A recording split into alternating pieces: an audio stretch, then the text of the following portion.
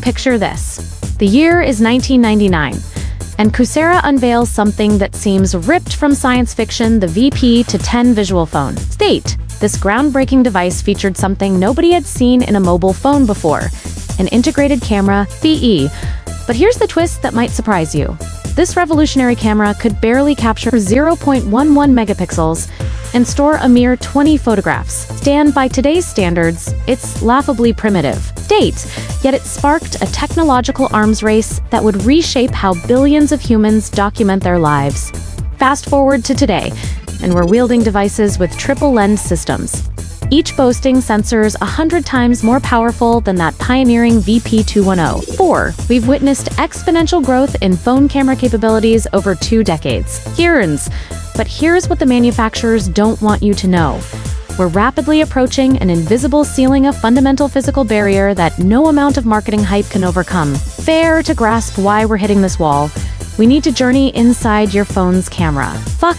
When you press that shutter button, you're orchestrating an intricate dance of physics and engineering that happens in milliseconds. Light streams through the lens, the gateway to your camera's soul. Simple, but unlike the simple glass of ancient cameras, modern phone lenses are architectural marvels. Multiple elements working in harmony to bend and focus. Incoming photons with surgical precision. These rays converge onto the image sensor, a silicon wafer no larger than a small pea, yet packed with more technology than entire computers from the 1980s. Sensor surface is blanketed with millions of photosites, microscopic light-catching wells, each roughly 100 times tinier than a grain of sand. Imagine an entire football stadium filled with spectators, where each person represents one photosite. Density we're talking about? Each photosite wears a colored hat, red, green, or blue, a filter that allows it to measure only specific wavelengths of light hitting its precise location. But here's where it gets fascinating. These photosites don't see color the way we do. Counting photons, like bank tellers counting coins, measuring the intensity of their designated color at that exact spot. Once your camera's millions of photosites have captured their data, something counterintuitive happens. The camera deliberately throws away information. This process, called quantization, rounds the measurements to less precise numbers, like rounding 3.78922, simply 4. Why would engineers intentionally sacrifice quality? The answer lies in computational pragmatism. Your phone's processor, despite being remarkably powerful, faces a crushing workload. It must decrypt 3 separate color channels, red, green, and blue, from millions of measurements, then weave them together into a coherent image. Without this data compression, your phone would choke on the sheer volume of information, taking minutes instead of milliseconds to produce a single photo. This compromise represents one of countless engineering trade-offs hidden beneath your camera's sleek exterior. Sport quality versus speed. Detail versus storage. Reality versus practicality. Professional photographers and engineers evaluate image sensors through 3 critical lenses, and understanding these will forever change how you view your phone's camera capabilities. First, resolution. This is the detail dimension, how many distinct points of information your sensor can capture. More photosites mean finer granularity, allowing you to distinguish a strand of hair from the background or read small text in the distance. Between viewing the world through a screen door versus a crystal clear window. Second, dynamic range, SIMLs. This measures your camera's ability to simultaneously capture both the brightest highlights and the darkest shadows in a single frame. Think of photographing a person standing in a doorway silhouetted against bright sunlight outside while the room interior remains visible. Cameras with poor dynamic range force you to choose: expose for the face and blow out the background, or expose for the background and lose the face in darkness. Exceptional dynamic range captures both beautifully. Third, noise. This is the digital equivalent of film grain, that speckled, grainy texture that plagues photos taken in dim lighting. During long exposures, or when your camera noise is the enemy of clean, professional-looking images, turning smooth night skies into sandpaper and faces into approximations. Here's the crucial insight.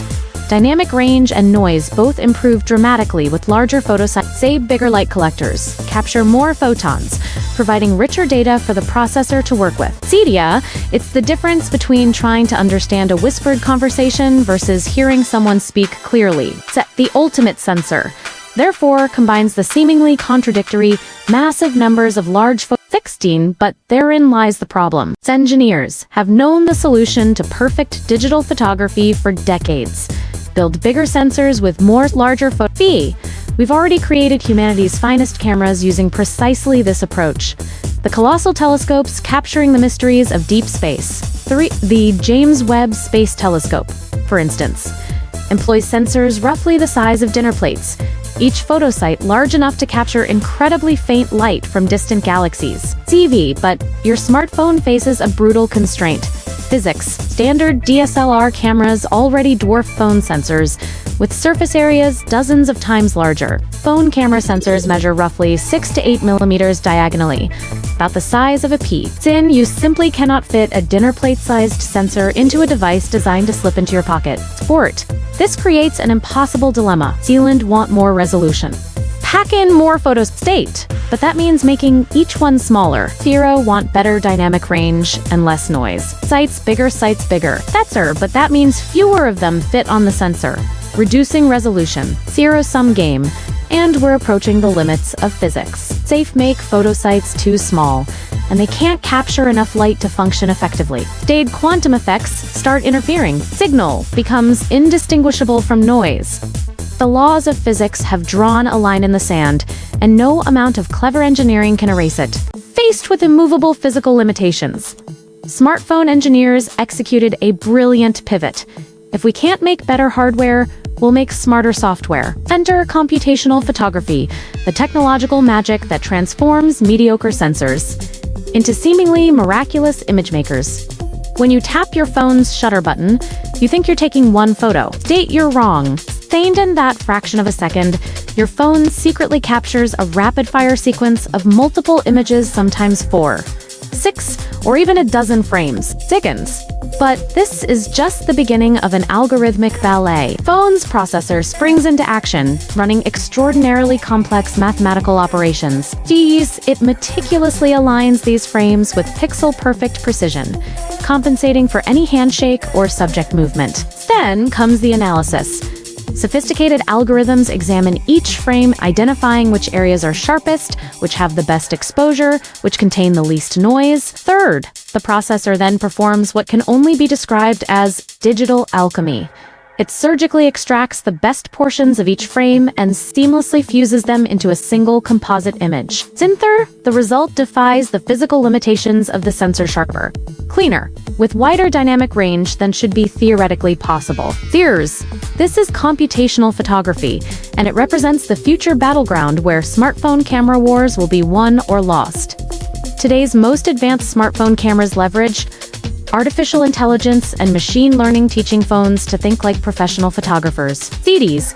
These systems train on massive databases containing millions of photographs, learning patterns that distinguish stunning images from mediocre ones. Consider night mode. Your phone doesn't simply brighten dark scenes.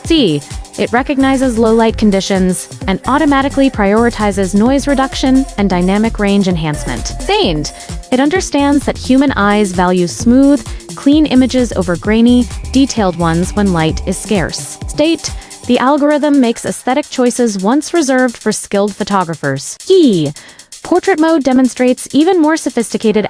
Your phone identifies the human subject, creates a depth map, understanding distance relationships within the frame, then selectively blurs the background to mimic expensive professional lenses. Flash, it's computational magic, masquerading as optical excellence. DHB, but the technology goes further. Same newer algorithms can unblur faces captured in motion, turning what would have been unusable candid shots into sharp memories. CAC, eye-powered features can remove unwanted photobombers, erase power lines from landscapes, or even enhance smiles. DDWAR, we're entering an era where the line between photography and digital illustration grows increasingly blurry. Some purists argue this crosses ethical boundaries, that we're no longer capturing reality but manufacturing it. They have a point.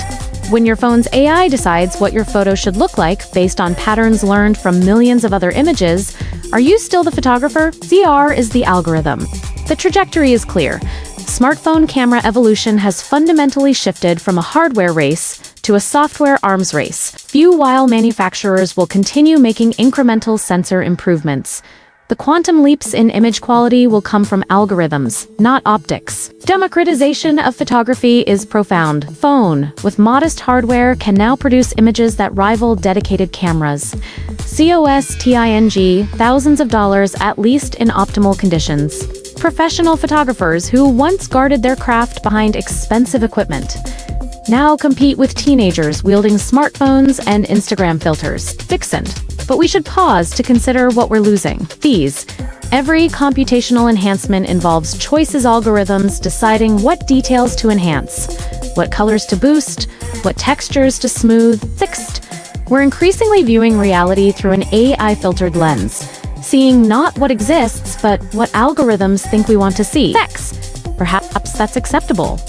After all, photography has never been pure objective reality. Film stocks, lens choices, and darkroom techniques have always interpreted and transformed light. Same computational photography is simply the digital evolution of this tradition.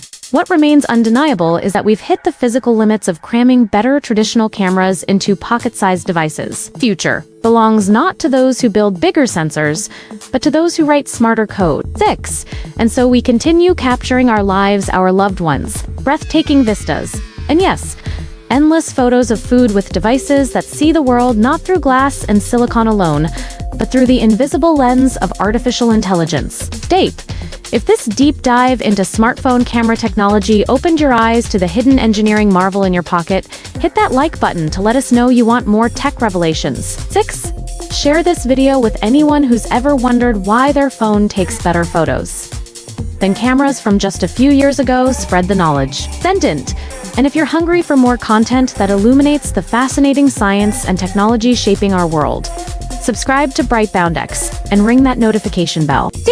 We're on a mission to explore the boundaries of human innovation, one breakthrough at a time. Fury, what topics should we investigate next? Sex, drop your suggestions in the comments below. Teens, until next time, keep questioning, keep learning, and keep pushing the boundaries with BrightBoundX.